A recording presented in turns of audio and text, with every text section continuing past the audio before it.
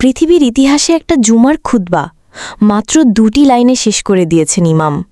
না, সেটা রাজনীতির গুরুগম্ভীর বাক্য ছিল না, ধর্মতত্ত্বের গভীর ব্যাখ্যাও ছিল না, ছিল না আগুনঝরা বক্তব্য বা ইসলামী বীরত্বগাথা কাহিনী। সেই খুতবায় শুধু একটি অশ্রুভেজা স্বীকারোক্তি ছিল।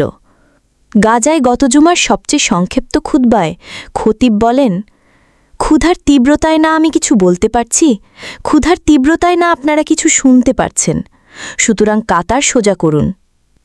এই কথাটি কোনো সাহিত্যিক রচনা নয়, এই কথাটি কোনো নাটকের সংলাপ নয়, এই কথাটি ছিল একটি বিধ্বস্ত জাতির মুখের কথা। এই কথাটি গাজা নামক এক ছিন্ন ভিন্ন ভূমি থেকে উঠে এসেছিল, যেখানে মানুষের পাঁজর দেখা যায় কিন্তু মানবতা দেখা যায় না।